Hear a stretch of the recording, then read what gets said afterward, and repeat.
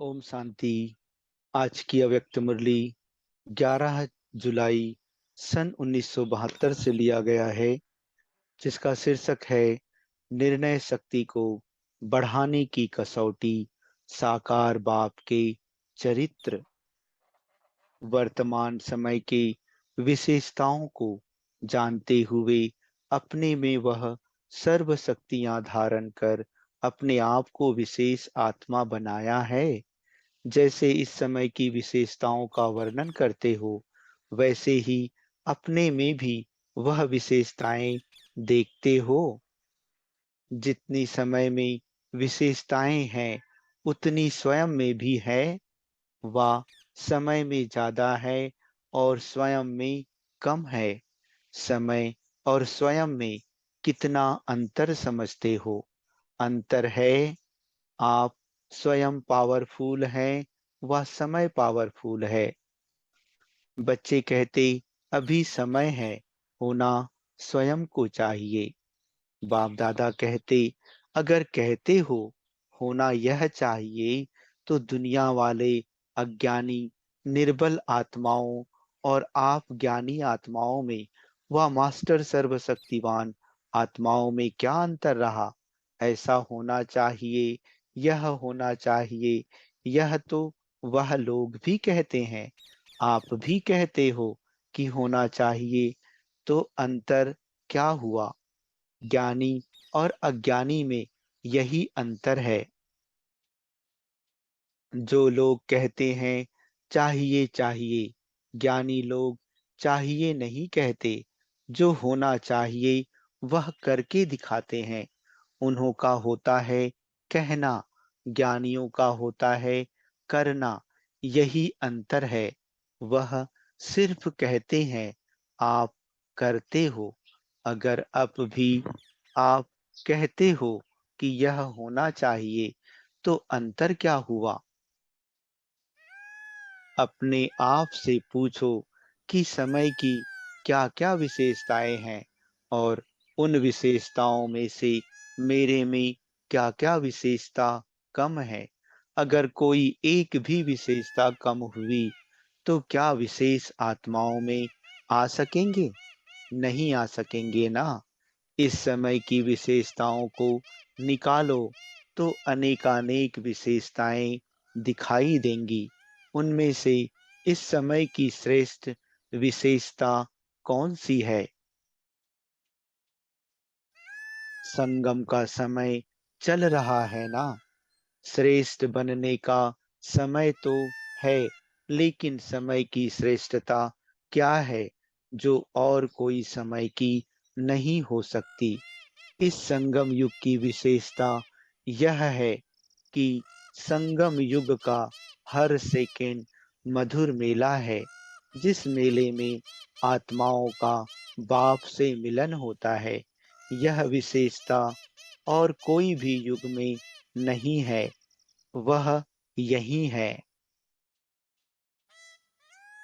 बाप और बच्चों का मेला अथवा मिलन कहो, तो इस विशेषता को सदा अपने में धारण करते हुए चलते हो। जैसे संगम युग का हर सेकेंड का मेला है, वैसे हर समय अपने आप को बाप के साथ मिलन मनाने का अनुभव करते हो। व इस महान श्रेष्ठ मेले में चलते चलते कब कब बाप दादा का हाथ छोड़ मेले व मिलन मनाने से वंचित हो जाते हो। जैसे कब कब मेले में कई बच्चे खो जाते हैं ना, माँ बाप का हाथ छोड़ देते। मेला होता है खुशी मनाने के लिए। अगर मेले में कोई बच्चा माँ बाप से बिछड़ जाए, वह हाथ साथ छोड़ दे, तो उसको क्या प्राप्ति होगी? खुशी के बजाय और ही अशांत हो जाएंगे। तो ऐसे अपने आप को देखो कि मेले में सदा खुशी की प्राप्ति कर रहा हूँ, सदा मिलन में रहता हूँ। जो सदा मिलन में रहेगा, उसकी निशानी क्या होगी, उसकी विशेषता क्या होगी, अतीन्द्रिय सुख में रहने वाले व सदा मिलन मनाने वाले की निशानी क्या होगी, उनकी विशेषता क्या होगी। जो सदैव मिलन में मगन होगा, वह कब भी कोई विघ्न में नहीं होगा। मिलन विघ्न को हटा देता है, वह विघ्न विनाशक होगा। मिलन को ही लगन कहते हैं। कोई भी प्रकार का विघ्न आता है, वह विघ्न के वश हो जाते हैं। तो इससे क्या सिद्ध होता है? सदा मिलन मेला नहीं मनाते हो। जैसे औरों को कहते हो कि समय को पहचानो, समय का लाभ उठाओ, तो अपने आप को भी यह सूचना देते हो व सिर्फ दूसरों को देते हो। अगर अपने आप को भी यह सूचना देते हो, तो एक सेकंड भी मिलन से दूर नहीं रह सकते हो। हर सेकंड मिलन मनाते रहेंगे। जैसे कोई भी बड़ा मेला लगता है, उसका भी समय फिक्स होता है कि इतने समय के लिए यह मेला है, फिर वह समाप्त हो जाता है। अगर कोई श्रेष्ठ मेला होता है और बहुत थोड़े समय के लिए होता, तो क्या किया जाता है? मेले को मनाने का प्रयत्न किया जाता है। वैसे ही इस संगम के मेले को अगर अब नहीं मनाया, तो क्या फिर कब यह मेला लगेगा क्या?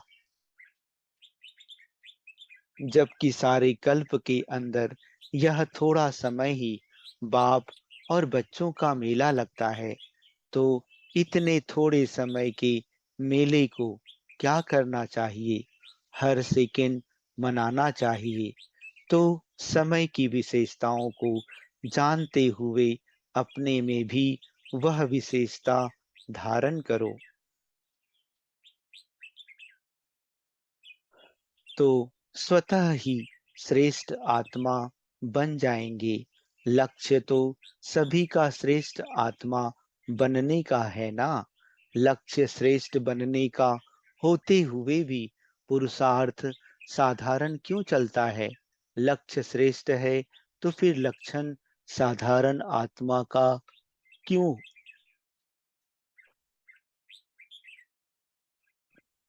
इसका कारण क्या है? लक्ष्य को ही भूल जाते हो।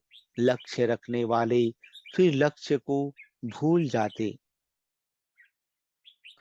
कोई भी विघ्न का निवारण करने की शक्ति कम क्यों है? इसका कारण क्या? निवारण क्यों नहीं कर सकते हो? निवारण ना करने के कारण ही जो लक्ष्य रखा है, इसको पा नहीं सकते हो। तो निवारण करने की शक्ति कम क्यों होती? श्रीमत पर चलने वाले का तो जैसा लक्ष्य वैसे लक्षण होंगे। अगर लक्ष्य श्रेष्ठ है और लक्षण साधारण है, तो इसका कारण क्योंकि विघ्नों को निवारण नहीं कर पाते हो। निवारण ना करने का कारण क्या है? किस शक्ति की कमी है? निर्णय शक्ति। यह ठीक है। जब तक निर्णय नहीं कर पाते, तब तक निवारण नहीं कर पाते। अगर निर्णय कर लो, तो निवारण भी कर लो। लेकिन निर्णय करने में कमी रह जाती है। और निर्णय क्यों नहीं कर पाते हो? क्योंकि निर्विकल्प नहीं होते।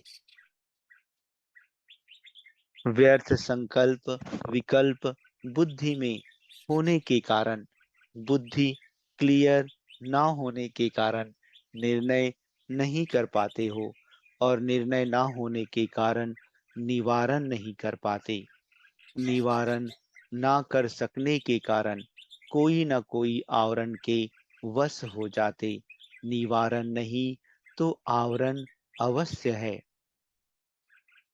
तो अपने निर्णय शक्ति को बढ़ाने के लिए सहज साधन कौन सा दिया हुआ है? जैसे सोने को परखने के लिए कसौटी को रखा जाता है। इससे मालूम हो जाता है कि सच्चा है व झूठा है। ऐसे ही निर्णय शक्ति को बढ़ाने के लिए आपके सामने कौन सी कसौटी है? साकार बाप का हर कर्तव्य और हर चरित्र यही कसौटी है। जो भी कर्म करते हो, जो भी संकल्प करते हो, अगर इस कसौटी पर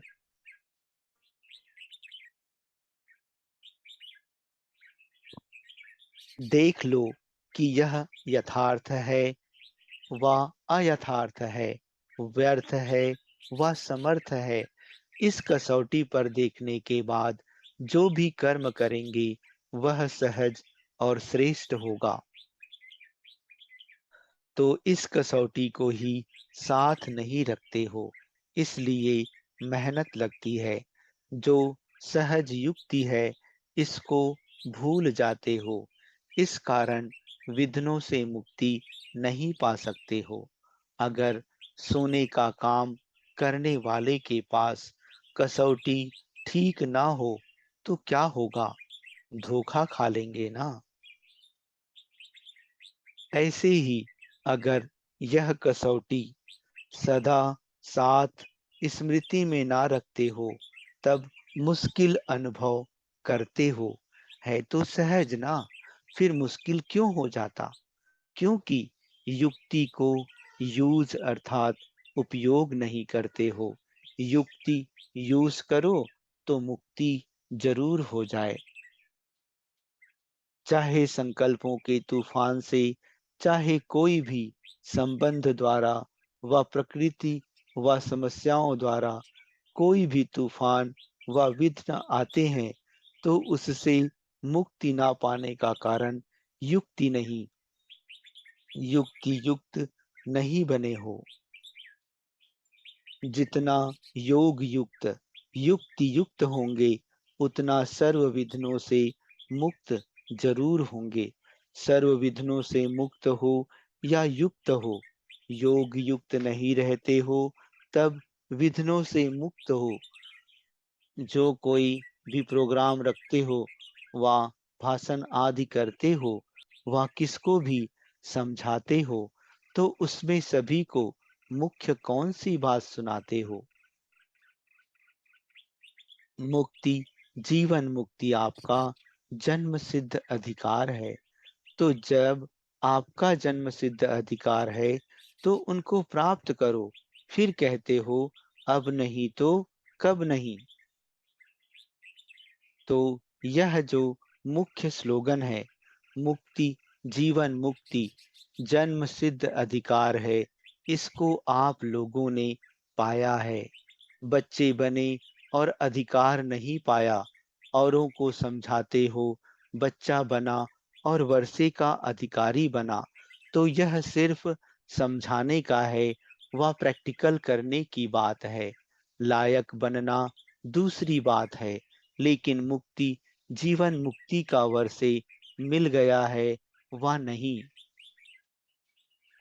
यहाँ ही पा लिया है, व मुक्ति धाम में, मुक्ति और स्वर्ग में जीवन मुक्ति लेना है।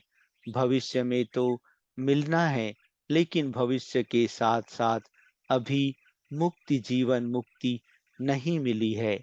जब बाप अभी मिला है, तो वर्षा भी अभी मिला है। भविष्य के दिलासे पर चल रहे हो। बच्चे कहते चेक मिला है, बाप दादा कहते बच्चों को चेक नहीं दिया जाता। बच्चे तो बाप के हर चीज पर अधिकारी होते हैं। अधिकारी को चेक का दिलासा नहीं दिया जाता। तो प्रैक्टिकल जो वर्षा है, वह अभी प्राप्त होता है। जीवन बंध के साथ ही जीवन मुक्त का अनुभव होता है। वहां तो जीवन बंध की बात ही नहीं, वहां तो सिर्फ उसी प्रारब्ध में होंगे। मुक्ति धाम के मुक्ति का अनुभव जो अभी कर सकते हो, वह वह वहां नहीं कर सकेंगे। तो यह नहीं समझना कि मुक्ति जीवन मुक्ति का जन्म सिद्ध अधिकार भविष्य में पाना है। नहीं, जब से बच्चे बने तो वर्षा भी पा लिया है। बाकी रहा आज्ञाकारी,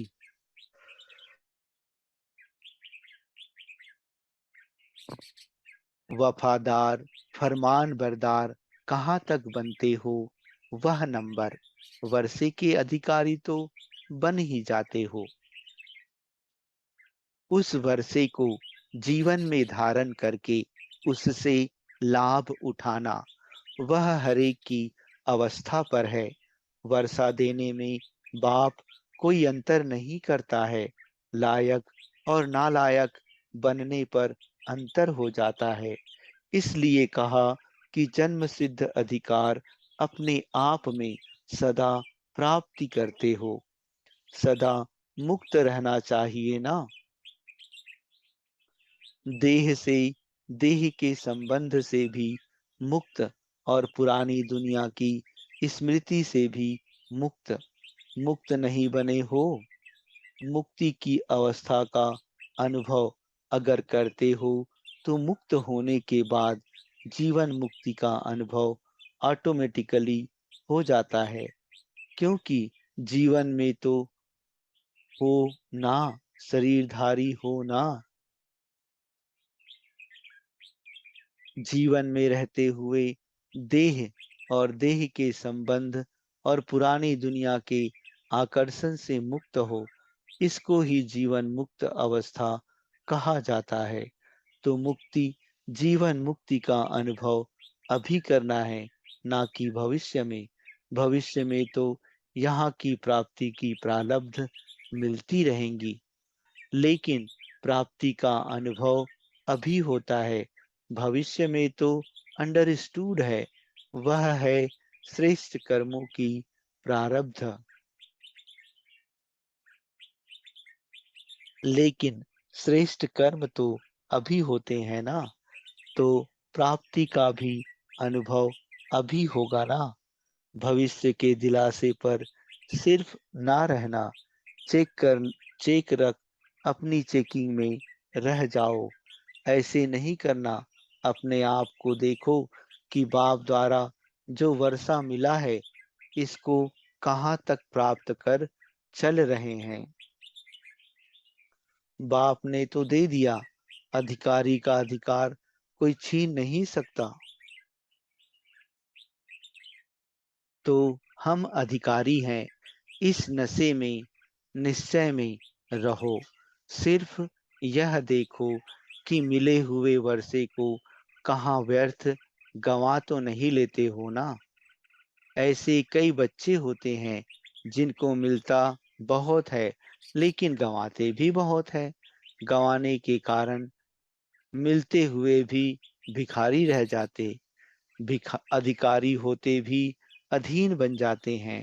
जब अधिकार ना होगा तो जरूर अधीनता होगी। विघ्नों के अधीन हो जाते हो ना, क्योंकि अधिकार को नहीं पाया है। अगर सदा अधिकारी बनकर चलो तो कोई भी विघ्न के अधिकारी हो नहीं सकते। इस प्रकृति के अधीन नहीं बनना है। जैसे बाप प्रकृति को अधीन कर आता है, अधीन नहीं होता, वैसे ही इस देह व जो भी यह प्रकृति है, उसको अधीन कर चलना है, न कि अधीन। अच्छा, कलाबाजी का खेल देखा। भट्ठी वालों ने आज कलाबाजी अच्छी दिखाई। अभी समाप्ति में भी कमजोरियां भी समाप्त हो जाएगी ना। फिर यह कलाबाजी तो नहीं खेलेंगे ना।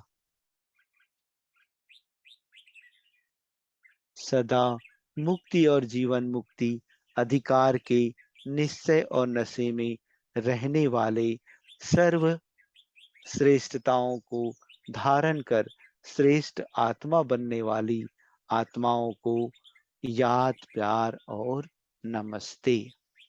अच्छा, ओम शांति।